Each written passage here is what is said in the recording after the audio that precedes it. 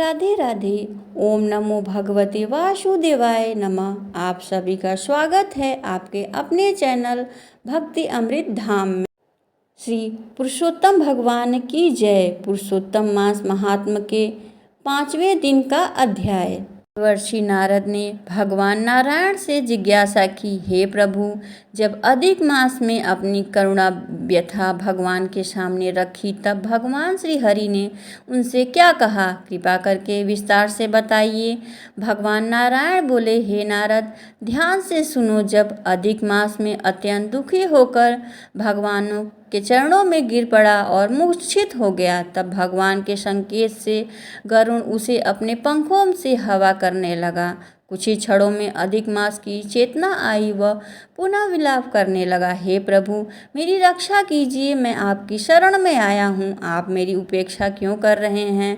उसकी करुणा पुकार सुनकर भगवान विष्णु दयालु हो उठे और उन्होंने स्नेह से कहा, हे वत्स, उठो, धैर्य रखो, शोक मत करो, तुम्हारा दुख अब दूर होगा। यह कहकर भगवान कुछ क्षण विचार करने लगे और फिर बोले, हे प्रिय, अब तुम मेरे साथ चलो, मैं तुम्हें उस दिव्य लोक में लेके चलता हूँ जहाँ स्वयं भगवान श्री कृष्ण पुरुषोत्तम निवास करते हैं, वहीं तुम्हारे दुख का निवारण करेंगे। इसके बाद भगवान विष्णु अधिक मास का हाथ पकड़कर उसे गोलोक ले गए। गोलोक अत्यंत दिव्य और अलौकिक स्थान था, जहाँ केवल प्रकाश ही प्रकाश था, जैसे करोड़ों सूर्य के एक चमक रहे हों। वहाँ लोक सभी लोकों में श्रेष्ठ, नित्य और परम आनंद से परिपूर्ण था। गोलोक का वर्णन करते हुए बताया गया कि वहाँ की भूमि रत्नों से बनी हुई है, चारों ओर अद्भुत प्रकाश और सौंदर्य व्याप्त है। वहाँ ना कोई रोग है, ना कोई शोक है और ना ही मृत्यु का भय है, सिर्फ शांति और आनंद ही आनंद है। उस दिव्य लोक के नीचे वैकुंठ लोक और शिवलोक स्थित है, जहाँ भगवान विष्णु और भगवान शिव अपने अपने भक्तों के साथ निवास करते हैं। गोलोकों के भीतर एक अद्भुत ज्योति विराजमान है, जो परम आनंद का स्रोत है। उसी ज्योति के मध्य से भगवान श्री कृष्ण का दिव्य स्वरूप प्रकट होता है और उनका रूप अत्यंत मनोहर है। श्याम वर्ण, कमल के समान नेत्र, मधुर मुस्कान, हाथ में मुरली, पीताम्बर धारण किए हुए वन माला से सुशोभित उनके मुख की आभा करोड़ों चंद्रमाओं के समान शीतल और आकर्षण है। भगवान श्री कृष्ण वहाँ रासमंडल के मध्य विराजमान हैं। चारों गोपियाँ और भक्तगण हैं। वे पूर्व परमात्मा ब्रह्म समस्त सृष्टि के आधार पर सभी आनंदों के स्रोत हैं। वे भक्तों पर असीम कृपा करने वाले विघ्नहार और सर्वशक्तिमान हैं। स्वयं भगवान विष्णु अधिक मास को उस लोक में ले गए और ताकि वह स्वयं श्री कृष्ण के दर्शन कर सके और अपनी पीड़ा से मुक्त हो सके। यह अत्यंत दिव्य और अद्भुत था। सूत जी कहते हैं, इस प्रकार नारायण ने अद्भुत कथा कहकर कुछ समय के लिए मौन धारण कर लिया और यह सुनकर नारद मुनि अत्यंत उत्सुक हो उठे और आगे की था जानने के लिए पुनः प्रश्न करने लगे। उत्तम महात्मा का यह 5वां अध्याय यहीं पे समाप्त होता है। अब सुनेंगे भक्तराज नरसिंह मेहता जी की कथा। एक बार की बात है, एक ब्राह्मण देवता थे। वह प्रतिदिन मंदिर जाते और प्रतिदिन मंदिर में तुलसी माता की पूजन किया करते थे और ब्राह्मण देवता प्रतिदिन तुलसी माता से प्रार्थना करते, हे तुलसी माता महारानी, मेरा आनंद करना। ब्राह्मण देवता की बातें सुनकर तुलसी माता ने सोचा कि ब्राह्मण तो बहुत सीधा और गरीब है, प्रतिदिन मेरी पूजा सच्चे मन से करता है, मुझे इसके लिए कुछ न कुछ तो करना चाहिए। तो एक दिन क्या हुआ, तुलसी माता ने ब्राह्मण देवता से बोली, हे ब्राह्मण देवता, मैं तुम्हारे घर आना चाहती हूँ। ब्राह्मण देवता ने सोचा, मेरे घर में तो 6 लड़कियाँ पहले से ही हैं, 7वीं लड़की का पालन मैं कैसे करूँगा, लड़की का विवाह कैसे कराऊँगा, मेरे पास तो कुछ भी नहीं है, मैं 7वीं बेटी का भी पालन पोषण कैसे करूँगा। एक ऐसा सोच सोचकर वो बहुत परेशान होने लगे। उसी दिन ब्राह्मण देवता को भोजन भी अच्छा नहीं लगा। उन्हें परेशान और दुखी देखकर उनकी पत्नी ने पूछा, क्या बात है, आजकल बहुत दुखी रहने लगे हो। तब ब्राह्मण देवता ने बताया, मैं रोज़ मंदिर जाता हूँ, वहाँ पर एक छोटी सी सुंदर कन्या बैठी थी और मुझसे कहती, हे ब्राह्मण देवता, मैं आपके घर आऊँ क्या। तब उनकी पत्नी ने कहा, अरे इसमें परेशान होने वाली क्या बात है, आ रही है तो आने दो। ब्राह्मण देवता ने कहा, अरे भाग्यवान, पहले से तो 6 लड़कियां हैं, उनकी शादी करवानी है। तो इस पर ब्राह्मणी ने कहा, यह तो कोई बात नहीं है, हम 6 लड़कियों की शादी करवाएंगे तो 7वीं की भी करवा देंगे, हम 7 लड़कियों का विवाह साथ साथ करवा देंगे। अगले दिन जब ब्राह्मण देवता मंदिर पे गए तो सीढ़ी पर वही कन्या छोटी बैठी थी। छोटी कन्या ने फिर ब्राह्मण से पूछा, देवता मैं आपके घर चलूं।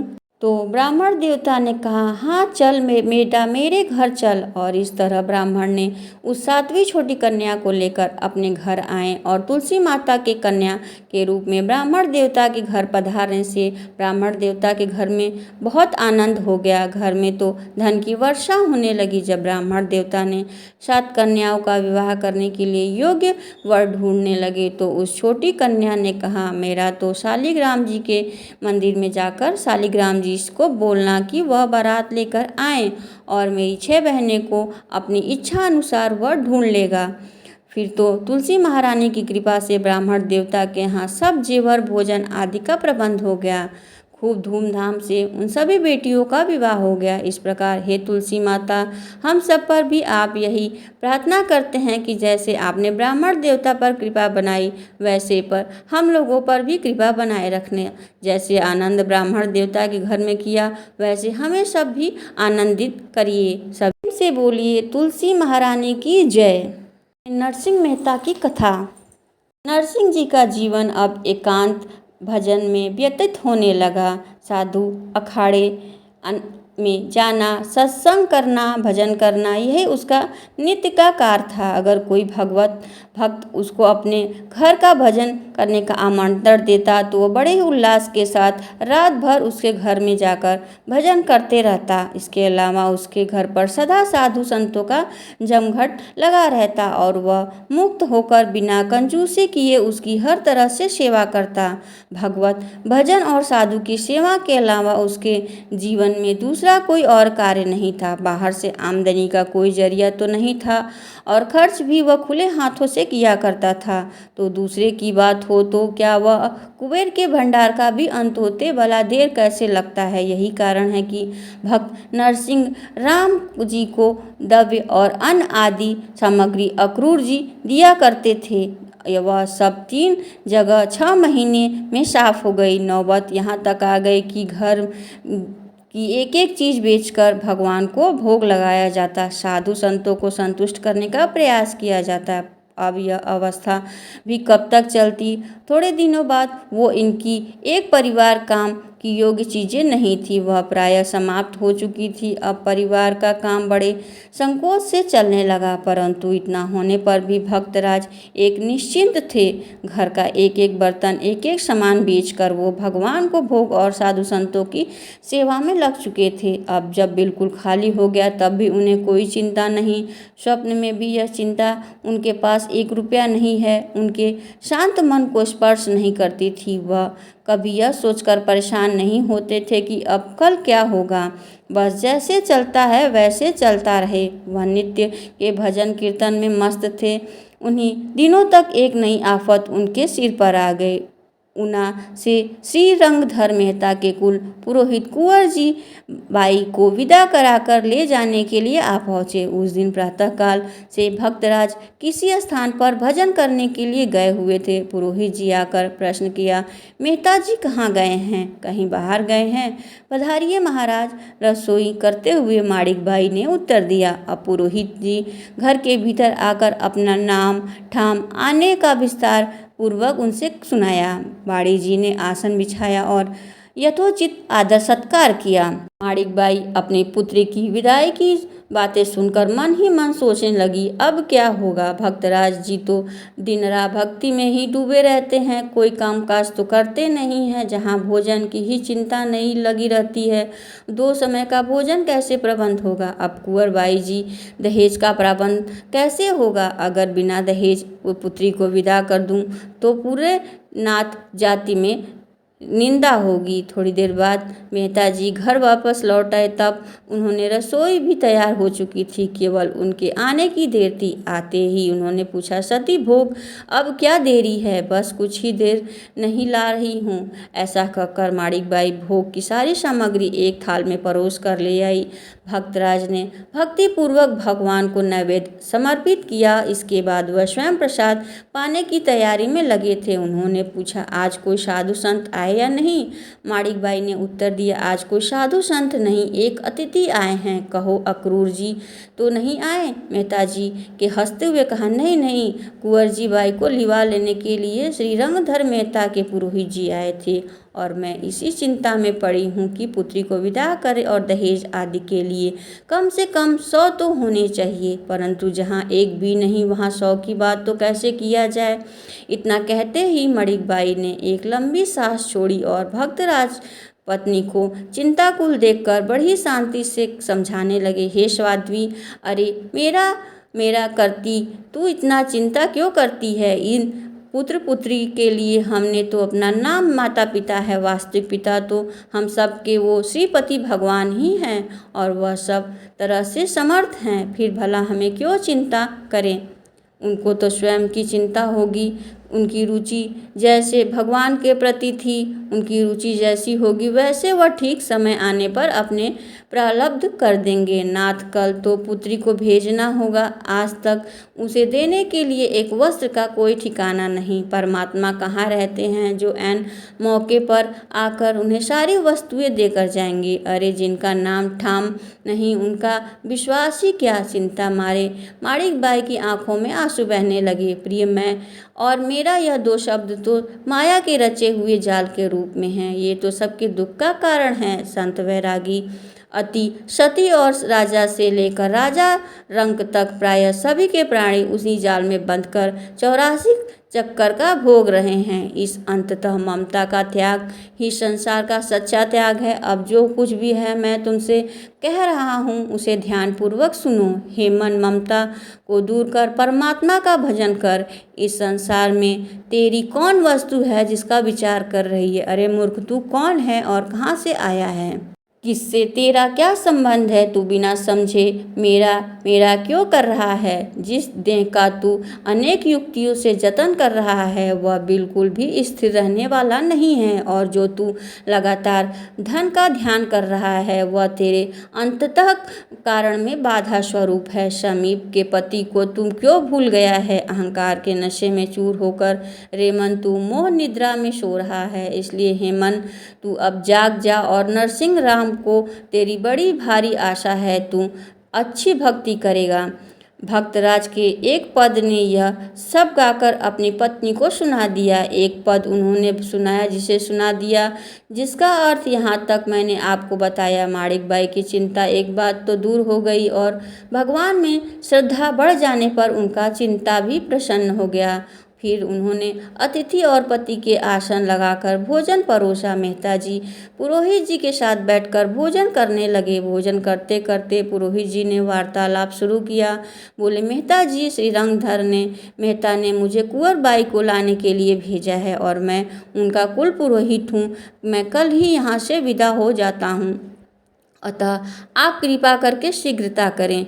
गुरु महाराज, इतनी जल्दी करने से काम कैसे चलेगा। अभी तक पुत्री के लिए एक नया वस्त्र भी तैयार नहीं किया हमने। आपको 2-4 दिन और ठहरना पड़ेगा। माणिक बाई ने झट से उत्तर दे दिया, आपको जो भी वस्तु तैयार करनी है उन्हें आज ही कर लीजिए, कल तो कृपा करके मुझे विदा कर दीजिए। पुरोहित जी अपना आग्रह बार बार प्रकट कर रहे थे, लेकिन महाराज, हमें कोई वस्तु तैयार करने की चिंता नहीं है। जो कुछ करना है उसे मेरे भगवान कर देंगे, परंतु जब तक मेरी कुल मर्यादा के अनुसार दहेज का प्रबंध परमात्मा की ओर से नहीं हो जाएगा तब तक आपको यहाँ ठहरना होगा। भक्तराज ने भी हंसते कहा।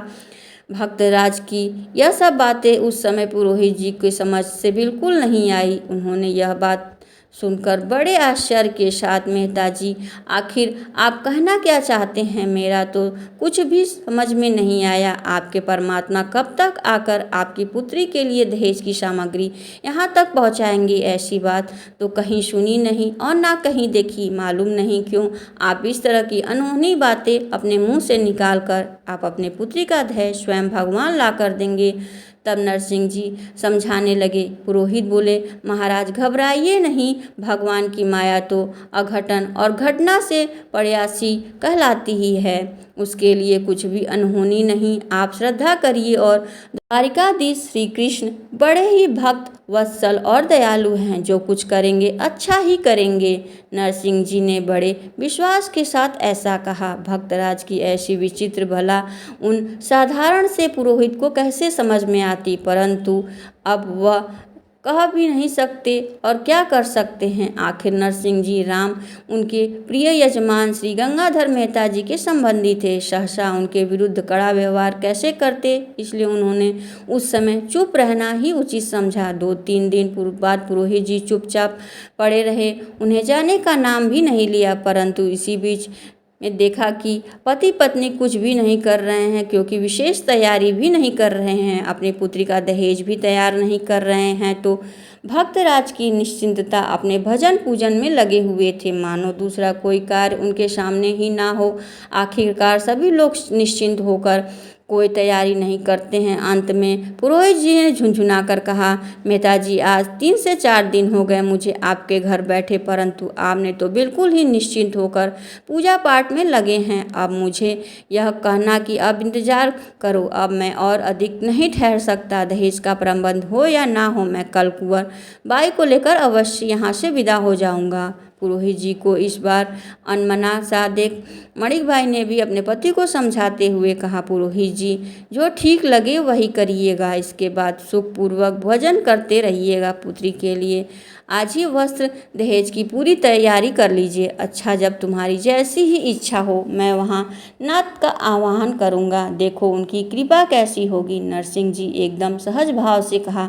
संध्या के समय भक्तराज श्री कृष्ण मंदिर में पहुँचे और साथ ही अपनी पत्नी और पुत्र श्यामल दास जी जो लेकर मंदिर में गए और भजन गाने लगे। जा राखो प्रभु लाज हमारे। कुछ देर बाद एक दंपत्ति मंदिर में आया और वह दंपत्ति बोला, हम लोग आपने एक मित्र निर्देश पर यहाँ आए हैं, उन्होंने आपकी पुत्री के विवाह के लिए हमें उपहार देकर भेजा है, कृपा करके यह सामग्री ग्रहण करें और अपनी पुत्री को विदा करा दीजिए। इतना कहने के बाद वह दंपत्ति सारा सामान माणिक के भाई के पास रखकर जैसे ही आया था उसी प्रकार चला गया। ऐसा कहकर वह कृतज्ञ प्रकट करने के उन्होंने अवसर भी नहीं दिया। नरसिंह जी भजन में लीन थे। जब उन्होंने यह सब खड़े होकर देखा तो दंपत्ति कहीं दूर दूर तक दिखाई नहीं दिए। अब तो वे समझ गए यह मेरे प्रभु की कृपा है। घर वापस आकर उन्होंने उसी दिन कन्या को विदा कर दिया और पग पग पर प्रभु की कृपा वर्षा होती देख नरसिंह जी का अनुराग उनके प्रति और बढ़ता गया। अब वे श्री हरि के भजन में दिन गुजारने लगे और पुत्री के विवाह के पश्चात पुत्र के विवाह की चिंता भी मानिक भाई को सताने लगी। मानिक भाई ने सोचा कि अब लड़का भी विवाह करने के योग्य हो गया है, हमारे घर में तो खाने का ठिकाना नहीं, अब भला ऐसे गरीब दरिद्र घर में पुत्री कौन देगा और कुल परिवार के लोग भी प्रसन्न नहीं होंगे जो इस काम में हमारी सहायता करे। अब तो कारण दिखाकर उल्टे बाधक हो रहे हैं, ऐसी स्थिति में हमारे पुत्र का विवाह होना बड़ा मुश्किल है।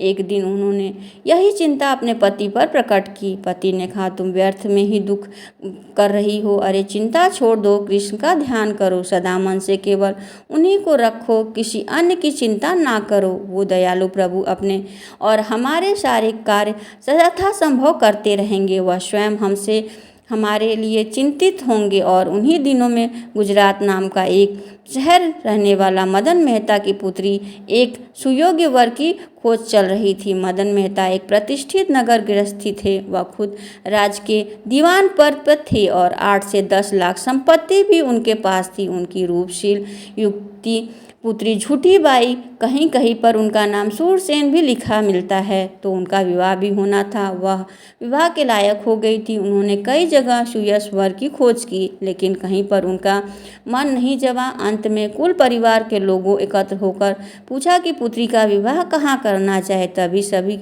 लोगों ने राय दी कि आसपास हमारे योग्य वर कोई नहीं है जो गृहस्थी है। हाँ, जूनागढ़ में हमारी जाति के 700 घर बसते हैं। हो सकता है कि हमारी पुत्री के योग्य वहाँ कोई वर मिल जाए।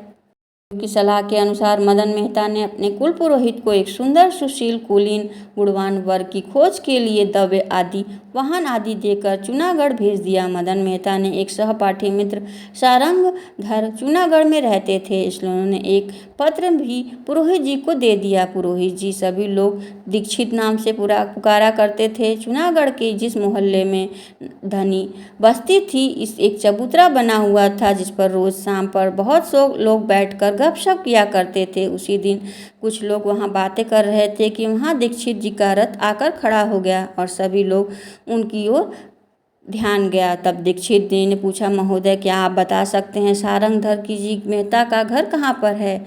सारंगधर जी मेहता एक प्रतिष्ठित गृहस्थ था, समय पर वहाँ पर ही था। तो उसने उत्तर दिया, कहिए महोदय, कहाँ से आ रहे हैं, क्या काम है? मुझे ही लोग सारंगधर कहते हैं। मदन मेहता को यह पता था कि जूनागढ़ के ब्राह्मणों के नेता सारंगधर हैं, वे ही इस कार्य में मदद कर सकते हैं। उन्हें योग्य लड़कों की जानकारी तो होगी ही, इसलिए उन्होंने सारंगनाथ के नाम पत्र लिखते हुए कहा, इस दिशा में मेरे कुल पुरोहित की मदद कीजिए। जूनागढ़ आकर कुल पुरोहित कई ब्राह्मणों के घर में गए, उनमें से उन्हें कोई लड़का पसंद नहीं आया। सारंगनाथ नाराज हो गए और अपनी योग्यता प्रमाणित करने के लिए वो कुल पुरोहित नरसिंह मेहता जी के घर गए और श्यामदास का रूप देखकर कुल पुरोहित मुग्ध हो गए और पक्की करके वे अपने नगर को लौट आए। यहाँ पर उन्होंने मदन मेहता से कहा कि लड़का सर्वगुण संपन्न, केवल गरीब है। मदन मेहता सोचा, गरीब हुआ तो क्या हुआ, सर्वगुण तो संपन्न है। इस घटना कुछ दिनों के बाद बदले की भावना से सारंगनाथ ने मदन मेहता को पत्र लिखा कि आपके कुल पुरोहित कितने योग्य है, इसकी जानकारी आपको हो जाएगी। इस शासक से पत्र मिला और मान्यवर सुपुत्र चिरायु श्यामलाल दास के साथ मेरे विवाह अगले माह शुक्ल पक्षमी को होना स्थिर हुआ है। कृपया करके मेरे सम्मान योग बारात लेकर आएं। अगर आपने ऐसा समर्थ ना हो तो मैं अपनी लड़की का विवाह कहीं और करने के लिए बाध्य हो जाऊंगा। रात को देखकर माणिक भाई ने पति से कहा, स्वामी, यही सामग्री लेकर आप एक दीवान घर जाएं और कहीं अपमानित होकर बड़े नगर के पुत्र का विवाह करने के बदले ज्यों का त्यों खाली वापस न आना पड़े। प्रिय, तुम जल्दी कर अधीर हो जाओ। अरे, मैंने मान लिया है कि यह पुत्र मेरा ही नहीं बल्कि मेरे अपमान कैसा है, इसकी चिंता क्यों करूं? जिसका यह पुत्र है वह खुद ही सारा प्रबंध करेंगे, तुम निश्चिंत रहो। सुसज्जित होकर हाथी घोड़े और गाजे बाजे के साथ नरसिंह जी बड़े साधारण वेश में सिर पर चंदन लगाकर भजन कीर्तन करते हुए उस बाराती के नाम पर 10-5 साधु ही थे। उन्हें विद्रोही ब्राह्मण जो नरसिंह के अहित चाहते थे, इस अनहोनी बारात को देखकर वे बहुत प्रसन्न हुए कि जब भगवान का भक्त पे इतना श्रद्धा हो तो जिसका कोई नहीं, उसके परम परमेश्वर भगवान श्री कृष्ण हैं। और उन्होंने भक्तराज नरसिंह के पुत्र की शादी विधि पूर्वक करवा दी और वे भक्तराज हमेशा भक्ति में लीन रहते थे। पुरुषोत्तम मास का यह 5वां अध्याय यहीं पे समाप्त होता है। अगर हमारे द्वारा सुनाई गई कथा आपको पसंद आती है तो वीडियो को लाइक सब्सक्राइब अवश्य करिएगा।